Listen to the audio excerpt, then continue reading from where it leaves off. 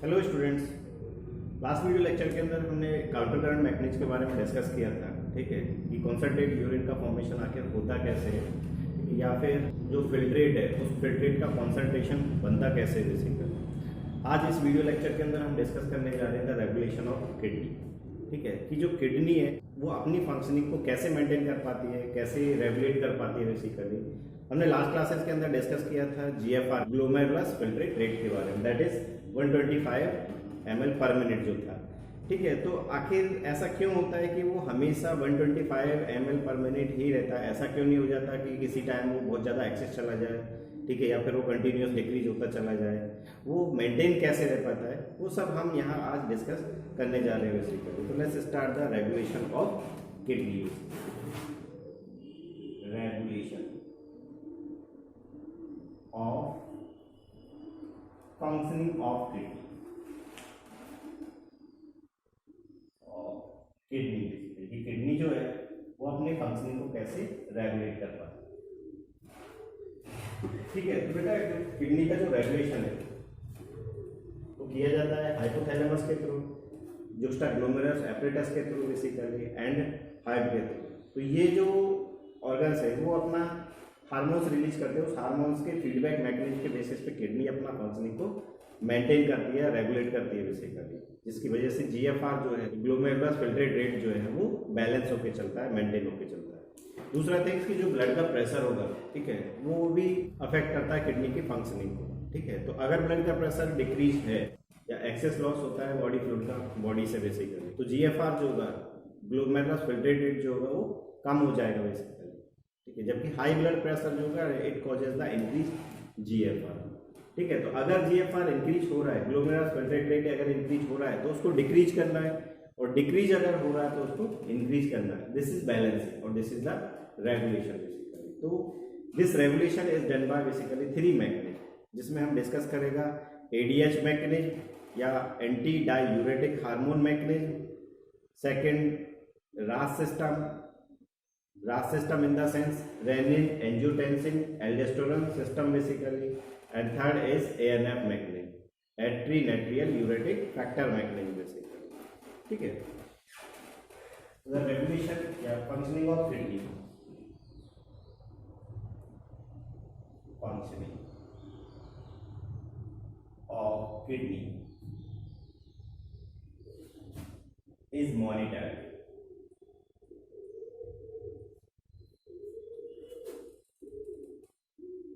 and regulated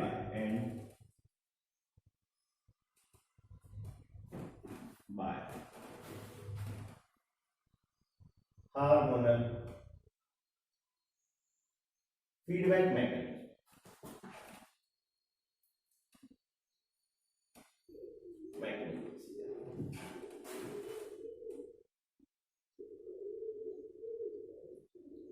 This mechanism involving the hypothalamus,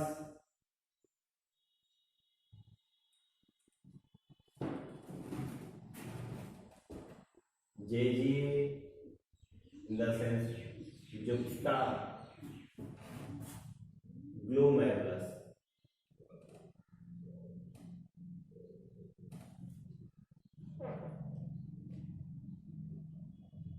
apparatus and heart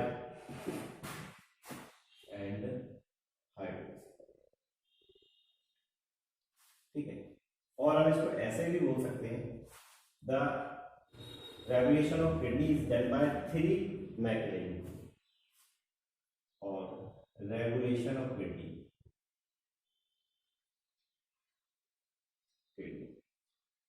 is done by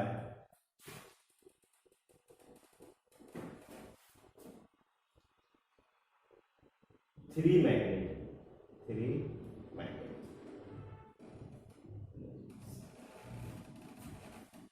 First, ADH mechanism और anti diuretic hormone.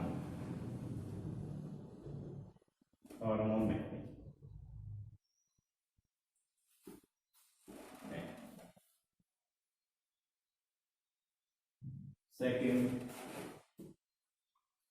रास system और renin angiotensin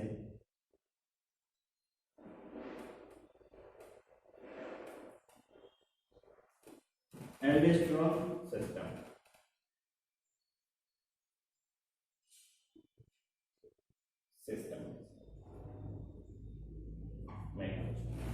third ANF mechanism ANF या atrial natriuretic factor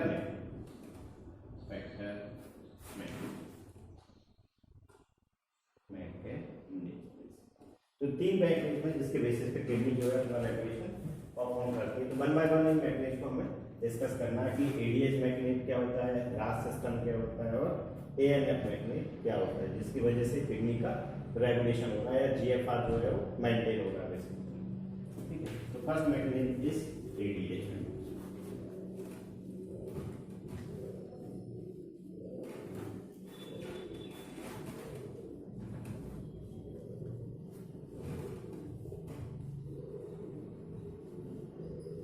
ADH और anti diuretic hormone mechanism.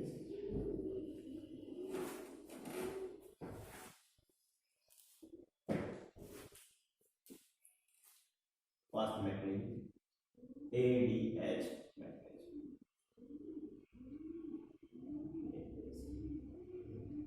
Anti diuretic hormone mechanism.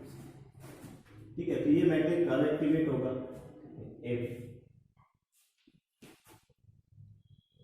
GFR decrease हो जाए, decrease GFR glomerular filtration rate.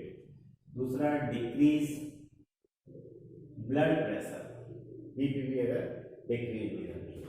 Third thing increased osmolarity of blood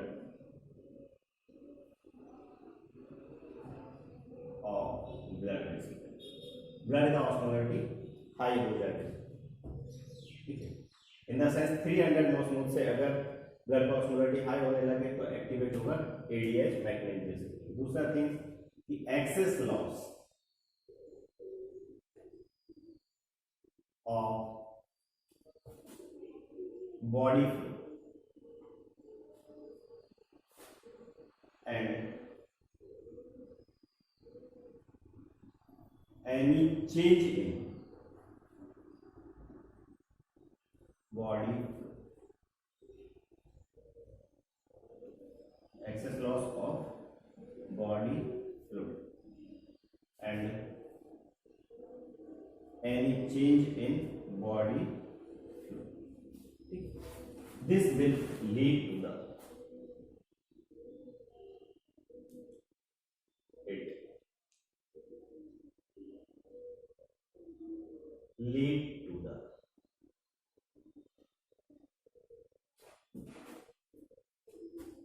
activation of osmoreceptor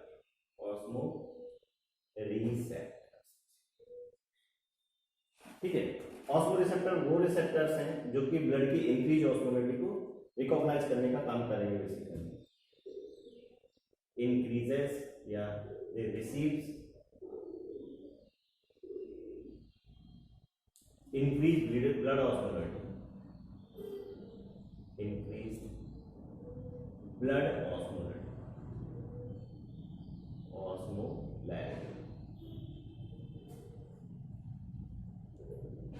300 milliosmol to hour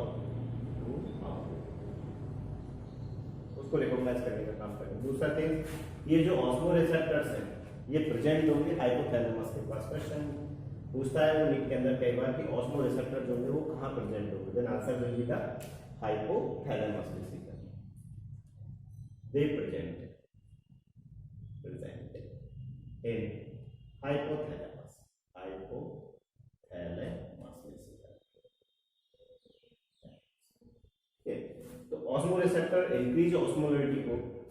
synchronise करके stimulate करेंगे hypothalamus को to release the ADH through the neurohypophysis region of pituitary vesicle, ठीक है, stimulated the hypothalamus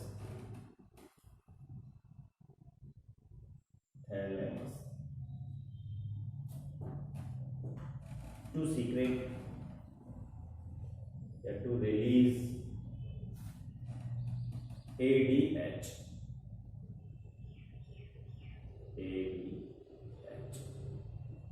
और anti diuretic hormone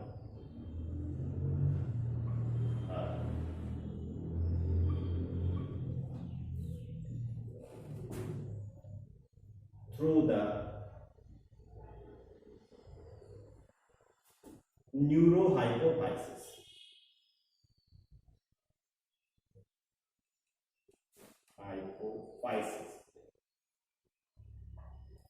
of posterior pituitary.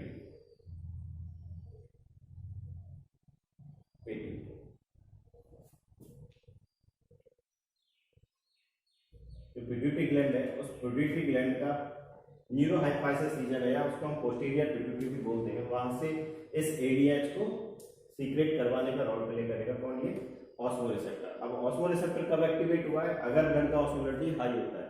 Blood का osmolarity क्यों high हुआ है, ड्यू टू दीज रीजन कि BP अगर डिक्रीज हो गया या GFR अगर डिक्रीज हो गया या एक्सेस लॉस हो गया बॉडी फ्लूइड का, ठीक है, या बॉडी फ्लूइड के अंदर कोई चेंज हो गया, तो this causes the increase osmolarity and this increase osmolarity is received by the osmoreceptor present in hypothalamus.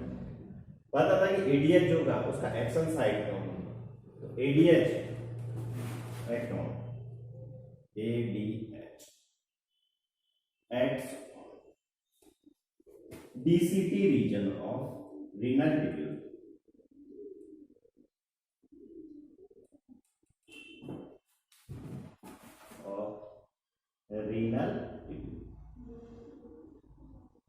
जिस टाइम मैं रीनल ट्यूब्यूल आपको बताया था, नेफ्रॉन का स्ट्रक्चर बताया था, उस टाइम मैंने DCT रीजन के बारे में बताया था और बताया था कि ADH जो है ना वो एक्शन देता है DCT रीजन में, जिसकी वजह से वो वहाँ का परमेबिलिटी को इंक्रीज करवा देगा और वाटर एब्जॉर्प्शन को इंक्रीज करवा देगा, जिसकी वजह से ब्लड का वॉल्यूम बढ़ जाएगा और BP का इंक्रीज हो जाएगा बेसिकली, ठीक है। जैसे ही ब्लड प्रेशर इंक्रीज होगा GFR इंक्रीज हो जाएगा, ठीक है, ज़्यादा से ज़्यादा फिल्ट्रेशन इंक्रीज हो जाएगा, फिल्ट्रेशन इंक्रीज होते ही ऑस्मोलरिटी फिर डिक्रीज हो जाएगा बेसिकली, और डिक्रीज ऑस्मोलरिटी होगा it switch off the receiving of increase osmolarity by osmoreceptors. तो ADH act on DCT region of renal tubule and causes increased permeability,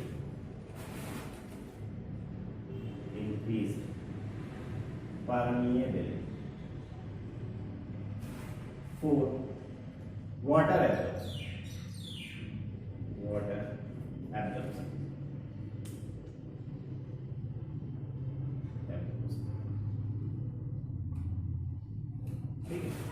इसकी वजह से BP फिर से इंक्रीज हो जाएगा।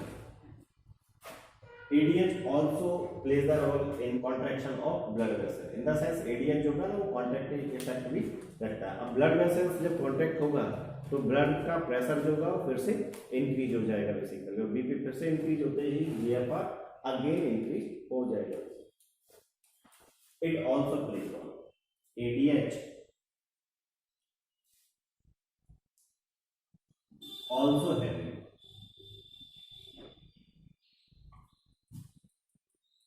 vasoconstrictory effect,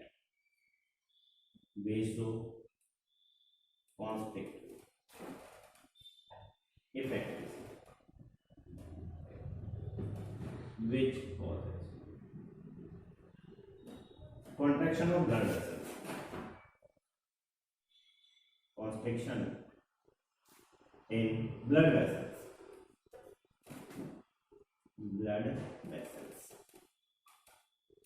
which lead to the increased blood pressure and lead to the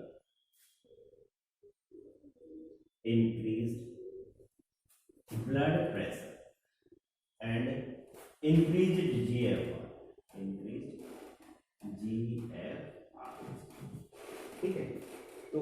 ADH mechanism stimulate हुआ था in response of decrease GFR और डिक्रीज ब्लड प्रेशर, ठीक है, और इंक्रीज ऑस्मोलरिटी ऑफ ब्लड। तो इसका इफेक्ट जो होगा वो इफेक्ट है ब्लड प्रेशर को इंक्रीज करना, जीएफआर को इंक्रीज करना और ऑस्मोलरिटी को डिक्रीज करना ब्लड की को बेसिकली। अब वो ऑस्मोलरिटी को कैसे डिक्रीज करना, डीसीटी रीजन पे ज्यादा से ज्यादा वाटर मॉलिक्यूल्स का रीअब्जॉर्प्शन करवा लेगा जिसकी वजह से क्या होगा, ब्लड का ऑस्मोलरिटी फिर से डिक्रीज हो जाएगा। जैसे ब्लड का ऑस्मोलरिटी डिक्रीज हुआ ये मैकेनिज्म फिर से स्विच ऑफ होगा, ठीक है। This mechanism is ADH mechanism, ठीक। सेकंड मैकेनिज्म इज रास।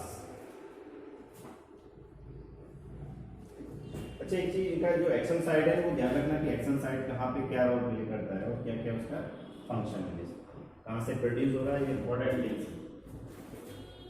किस रीजन से प्रोड्यूस हो रहा है, ऑस्मो रिसेप्टर कहाँ प्रेजेंट होंगे, उनका फंक्शंस क्या होता है। सेकंड मैकेनिज्म इज रास में।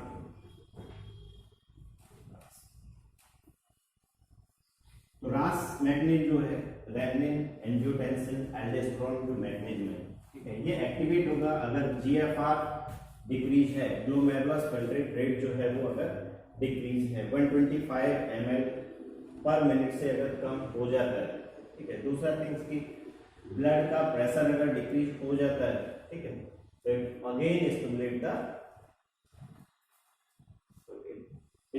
द रास mechanism.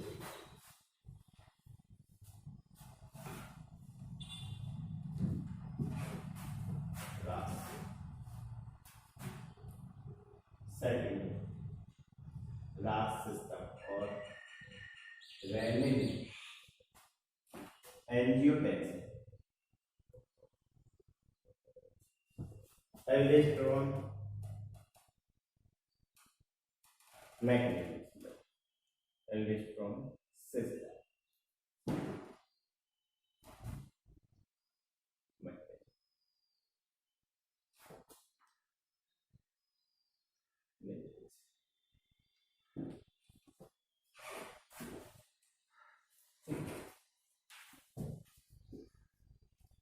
if blood pressure decreases,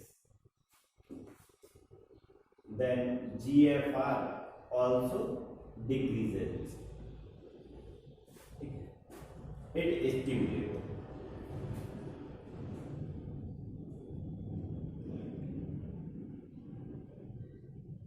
JGA cells.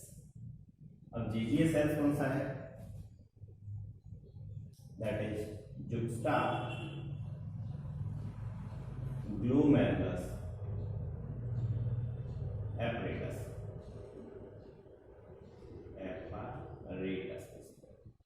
ये सीक्रेटरी सेल्स है, ठीक है, जो कि रेनिन का सीक्रेशन परफॉर्म करेंगे, ठीक है। रेनिन जो होगा वो एंजाइम्स की तरह वर्क करता है एंजियोटेंसिनोजन के ऊपर बेसिकली।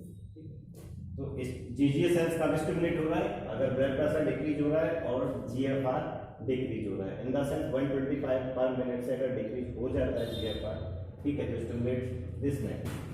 तो stimulation of JGA cells secrete renin, और renin act as enzyme, वो वर्क करता है किसकी तरह, एंजाइम्स की तरह, ठीक है। it acts on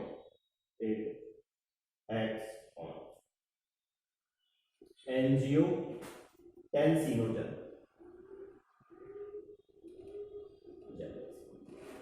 एंजियोटेंसिनोजन जो है वो एक इनएक्टिव पेप्टाइड्स है, inactive proteins.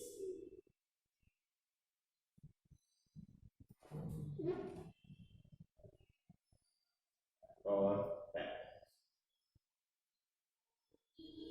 secreted from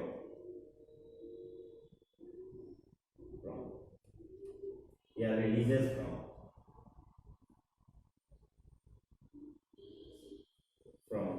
liver.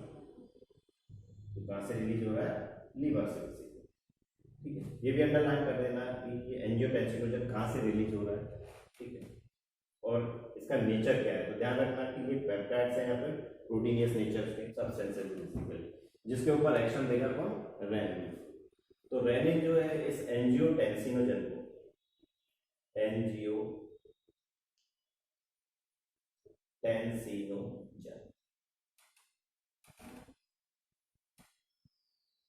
इसको कन्वर्ट कर रहा है एंजियोटेंसिन फर्स्ट एंड सेकंड, ठीक है। In the response of renin the angiotensinogen which is inactive peptide और protein is converted into the angiotensin first and second receiver. तो angiotensin first और second जो है वो एक्टिव फॉर्म है, दे आर एक्टिव। तो यहाँ पे एंजियोटेंसिन सेकंड जो है वो स्ट्रॉन्ग पेप्टाइड है जो अपना 2 इफेक्ट देगा।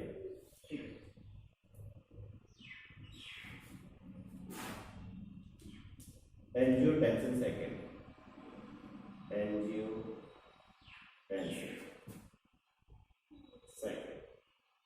having it gave 2 effects,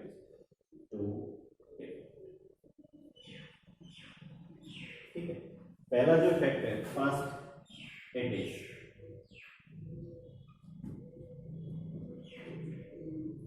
a strong vasoconstrictor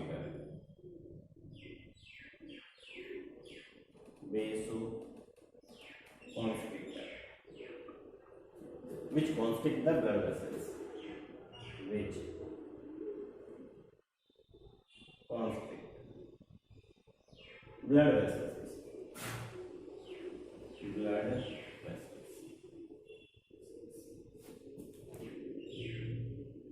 thus increases blood pressure in them,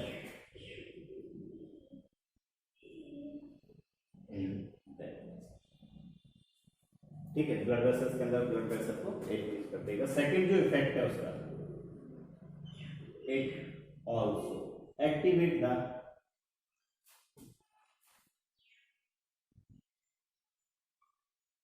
और स्टिमुलेट्स एड्रिनल ग्लैंड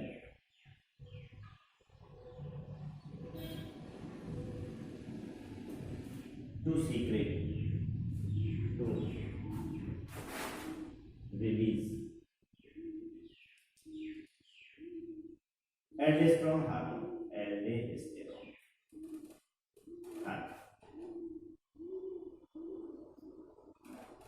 ठीक है। तो एंजियोटेंसिनोजन सेकंड के रेस्पॉन्स में जो एड्रिनल ग्लैंड होगा वो रिलीज कर रहा है किसको, एल्डोस्टेरोन हार्मोन को बेसिकली। और एल्डोस्टेरोन हार्मोन का जो फंक्शन है, ठीक है, वो इंक्रीज करवा देगा absorption of water and minerals at BCT and DCT region पे basically. Aldosterone causes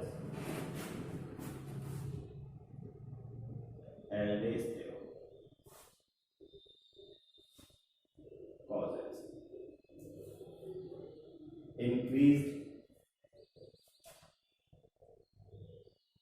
permeability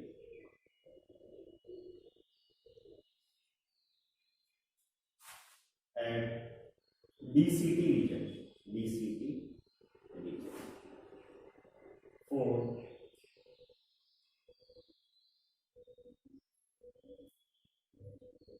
sodium ion,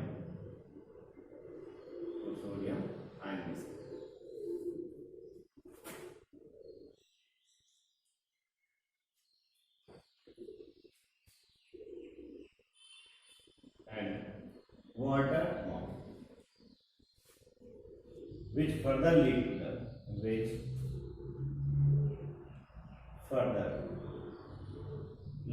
the increased absorption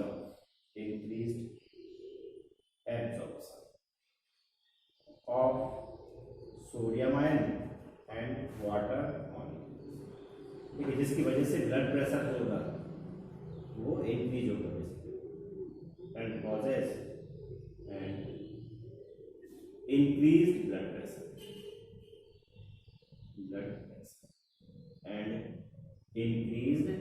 GFR, ठीक है। ध्यान रखना किस रेस्पॉन्स में प्रोड्यूस हुआ था और उसका इफेक्ट क्या है। तो लास्ट जो सिस्टम एक्टिवेट हुआ था रेस्पॉन्स ऑफ डिक्रीज बीपी और डिक्रीज जीएफआर, उसका फंक्शन था बीपी को इंक्रीज करना और जीएफआर को इंक्रीज करना। अब वो कैसे परफॉर्म किया है, ठीक है, वो पूरा मैकेनिज्म क्या था कि increase blood decrease blood pressure and decrease GFR stimulate कर रहा है जीजीएफ सेल्स को, जीजीएफ सेल सिंथेसिस कर रहा है रेनिन का। रेनिन का जो फंक्शन है वो एंजियोटेंसिन को कैटालाइसिस परफॉर्म करता है या एंजियोटेंसिन को एक्टिवेट करवाने का रोल प्ले करता है in the form of angiotensin first and second. अब एंजियोटेंसिन सेकंड जो है स्ट्रेंथ पेप्टाइड से जो कि दो रोल प्ले करता है। फर्स्ट रोल तो क्या है, वो एक स्ट्रॉन्ग वेसोकॉन्स्ट्रिक्टर है जिसकी वजह से ब्लड वेसल जो होगी ना वो कॉन्स्ट्रिक्ट हो जाएगी। जैसे ब्लड वेसल कॉन्स्ट्रिक्ट होगा, ठीक है, it causes the increase blood pressure. जैसे ब्लड प्रेशर इंक्रीज हुआ तो जीएफआर जो है, ठीक है, ग्लोमेरुलस फिल्ट्रेट रेट जो होगा वो इंक्रीज हो जाएगा। जीएफआर क्यों इंक्रीज हुआ है, क्योंकि ग्लोमेरुलस के थ्रू ब्लड का फ्लो जो होगा वो इंक्रीज हो जाएगा बेसिकली, जिसकी वजह से फिल्ट्रेशन भी इंक्रीज हो जाएगा और जीएफआर भी इंक्रीज हो जाएगा बेसिकली। दूसरा थिंग्स, इट आल्सो एक्टिवेट्स और स्टिमुलेट द एड्रिनल ग्लैंड। ये एड्रिनल ग्लैंड्स को एक्टिवेट करवाने का भी रोल प्ले करता है कौन, एंजियोटेंसिनोजन या एंजियोटेंसिन सेकंड बेसिकली। तो एड्रिनल जो ग्लैंड होगा ये सीक्रेट करता है एल्डोस्टेरोन हार्मोन को, ठीक है। तो एल्डोस्टेरोन जो हार्मोन होगा उसके भी जो फंक्शन है वो डीसीटी रीजन पे इंक्रीज कर देगा रीअब्जॉर्प्शन ऑफ सोडियम और वाटर मॉलिक्यूल का, जिसकी वजह से ब्लड प्रेशर जो होगा फिर से इंक्रीज हो जाएगा। तो this was the second mechanism, that is RAS। Third that is ANF mechanism, atrial नाइट्रोयूरेटिक factor mechanism.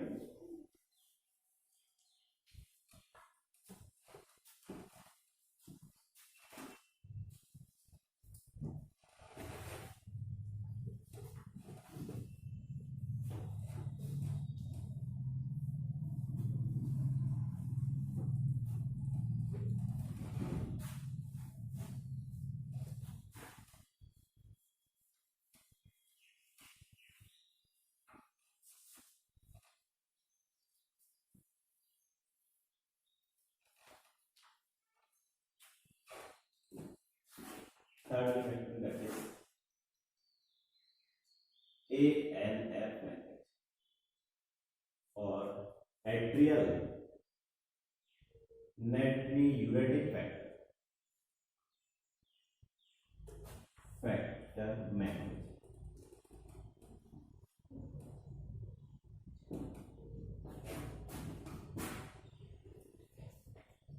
ये मैकेनिज्म कब एक्टिवेट होगा, if ब्लड प्रेशर अगर बीपी जो है वो इंक्रीज हो जाए या जीएफआर जो है वो इंक्रीज हो जाए, ठीक है। तो इन दोनों ही रेस्पॉन्स में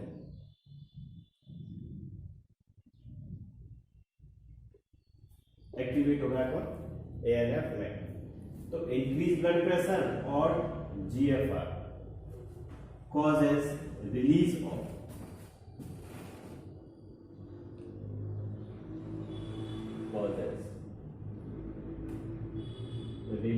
of ANF,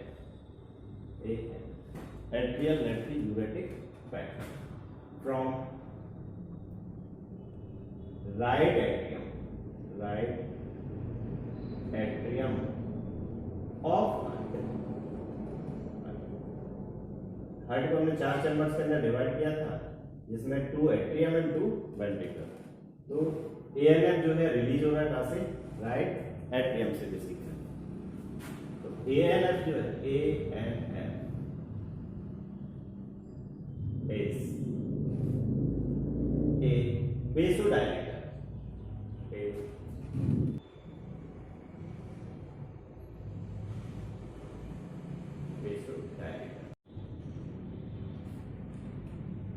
which dilates